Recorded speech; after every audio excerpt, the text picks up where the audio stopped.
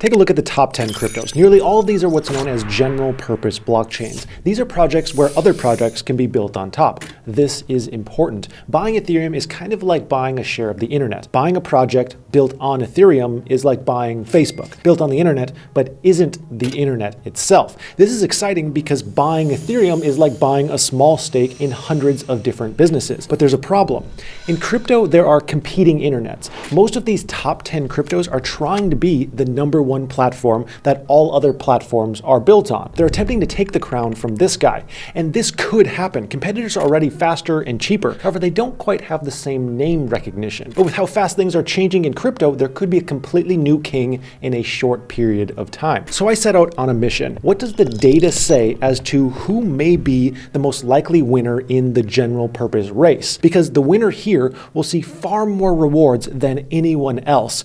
And so it began. Painstakingly pulling all the data possible from Ethereum, BNB, ADA, Solana, and Avalanche in order to build this report and uncover hints into the future of crypto.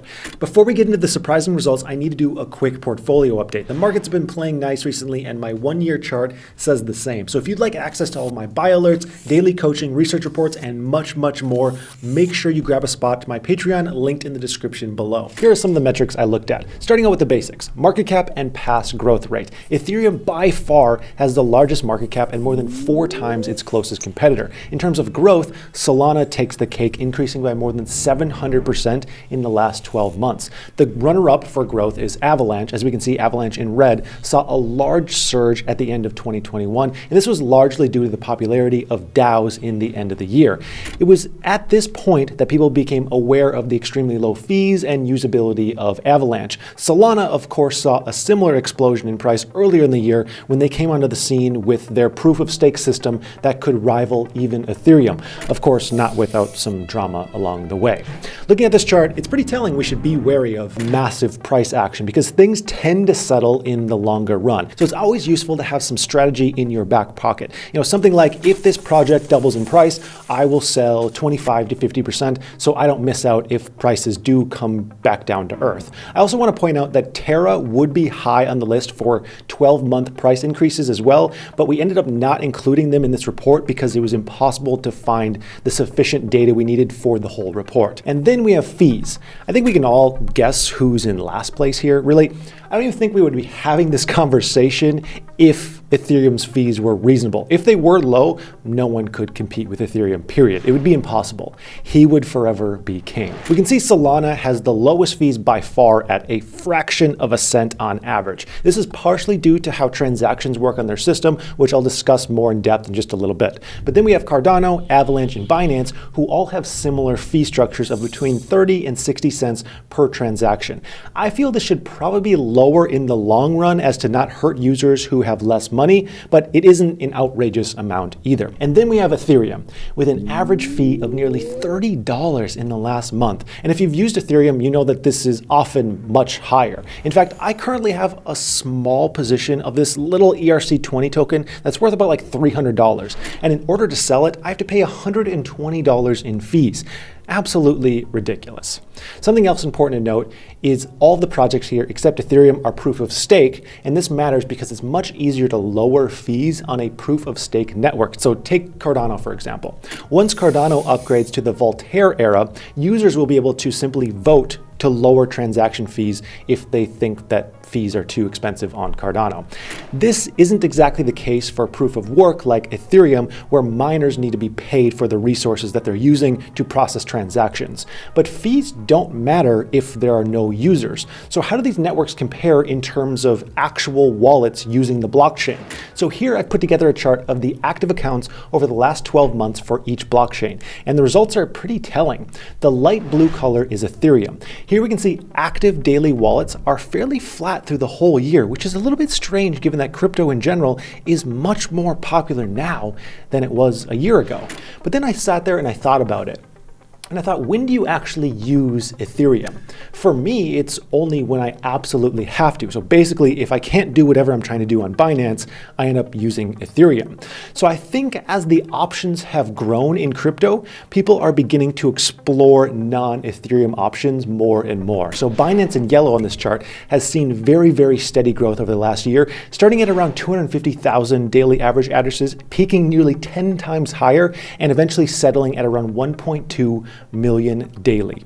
Solana in purple is all over the place, seeing wild spikes and dips. Cardano is fairly flat through 2021, which isn't a big surprise as there weren't many usable dApps until 2022, and we'll likely see more growth here throughout the year of 2022. Avalanche was a bit surprising. I expected to see some more wild spikes around November of 2021, but we can see that the addresses were really minimal until the end of the year, and nevertheless, this will also be an interesting one to follow through 2022 as well, especially if DAOs become more and more popular. I think Avalanche will see another explosion. Now, maybe you're not that interested in actually using these blockchains, but you'd like to hold them for the investment potential. You see the potential here. Let's check out the staking return on investment that you can earn on each of these projects. Something very important when it comes to staking is network inflation. This is because most blockchains have what's called an emission schedule. They release new tokens into the ecosystem, which slowly dilutes current token value.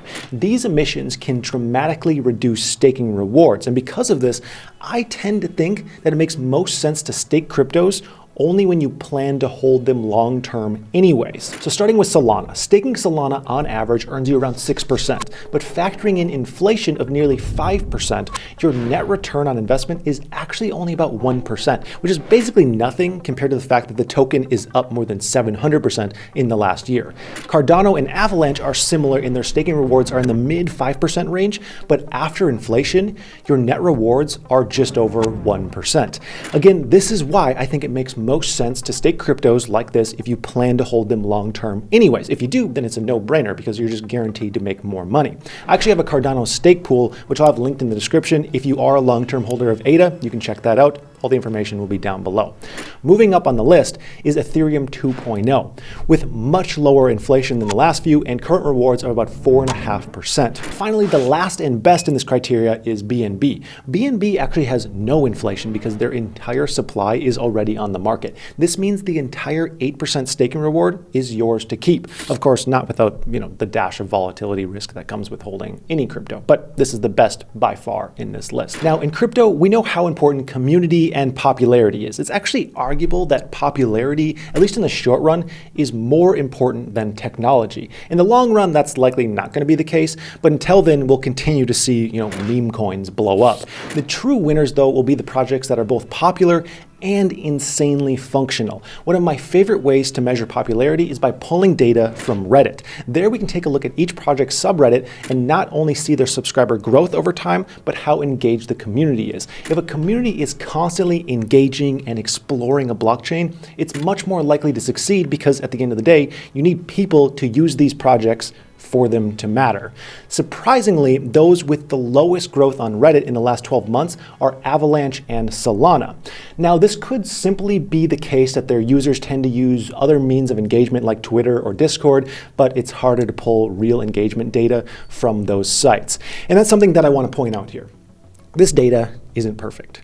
Real world data never is. Unfortunately, real life isn't math class where you just have this perfect set to pull data from, so we have to make do with the best possible data that we can find. On this chart, we can see the daily engagement mapped over an entire year. It's interesting to see that there are general trends for everyone rising and falling with the market. When the market does well, people are more engaged. Solana in purple saw a huge spike in the end of the summer of 2021 before totally dying off by the end of the year. Ethereum is more stable, swaying with the market. Binance and Cardano saw the biggest spikes in engagement. Now, in order to keep users happy and stay ahead of the competition, projects need to be innovating and developing. One way we can monitor development activity is by looking at GitHub commits. So this is basically a change to a file or a bit of code on a software project. Now again, this isn't perfect because a single commit could be a small change or a large change, and we wouldn't exactly know from the outside. So this could be gamified a little bit, but again, it's the best information that I can find.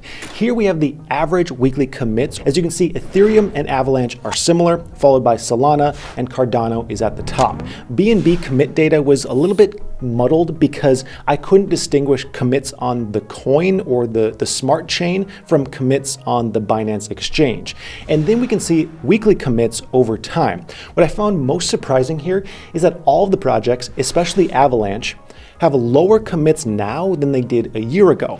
But really, all of this developer activity is to enhance the usefulness of blockchain projects. So let's look at how they perform. One of the biggest drawbacks of decentralized systems is efficiency and network speed. It takes much more work for a decentralized system to be fast. This is typically measured in transactions per second. On this chart, I've outlined the current and future transaction speeds for each blockchain, future being what the systems are eventually capable of. Starting with current speeds, Ethereum is the slowest at 16 transactions per second, followed by Binance at 160 and Cardano at 250.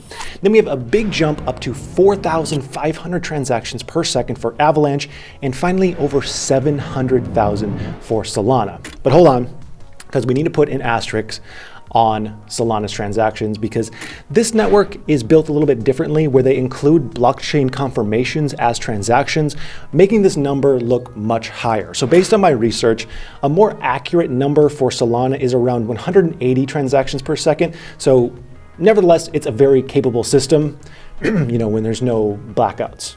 Now, with future upgrades like Ethereum 2.0, this network could be capable of up to 100,000 transactions per second, and similarly, Cardano, after its Hydra upgrade, can theoretically reach speeds of 1 million transactions per second. Of course, neither of those things have happened yet, so let's not count our crypto chickens before they hatch. We then have transactions per day. So similar to active addresses, this helps us separate hype from actual use because we can see what's happening on each network. Again, Solana's numbers are inflated due to their accounting model, so theirs isn't as telling. But what I found far more interesting is Binance's on-chain transactions. Binance is regularly racking up more than twice the network activity of Ethereum, despite having a market cap more than 4 times smaller. Similarly, Avalanche's numbers aren't far off from Ethereum, again, despite being much, much smaller. Cardano's low transactions aren't a big surprise due to the fact that dApps are now just beginning to come online. So after all of this data collection and research, where does this leave us? How do I feel? I think if Ethereum can fully switch over to proof of stake within 6 months to a year, meaning far lower network fees to use Ethereum, then it will be extremely hard for anyone else to compete. If that happens, then I see other blockchains working to kind of find a niche that isn't Ethereum, kind of like how Terra seems to be doing their niche within stablecoins. If Ethereum can't transition within a reasonable time, there's a strong case to be made that someone else will take the crown. I mean, $30 transaction fees just aren't feasible for most investors. Looking at the current data, I think the most likely usurper would be BNB, the Binance Smart Chain. The chain has low fees, it's insanely usable, the token has utility on the Binance exchange, they have the best staking rates, the most active addresses, and the most daily transactions. I was honestly surprised at how much they knocked this out of the park. The only thing that they would need to be extremely dominant would be higher transactions per second. That being said, it appears that if we look at use and functionality, all of these projects may be undervalued when compared to Ethereum. And with how quickly things change, it may be best to diversify yourself among several large layer ones. Now from here, I recommend checking out the link in the description for iTrust. With iTrust Capital, you can actually place your crypto in a Roth retirement account. What that means is you can buy, sell, and trade to your heart's content and pay no capital gains on your wins. This is amazing for traders. With a Roth, you pay your tax upfront when putting money in the account, and then at retirement, you pay no tax once you start pulling out at age 59 and a half. This is probably the most simple way to save on all capital gains. iTrust will be linked in the description, and if you use that link to open an account, you'll receive $100 in Bitcoin for free just for joining. So that's going to do it for today. I hope that this was helpful, and I would like to thank you so much for watching, and I hope that you have a profitable day.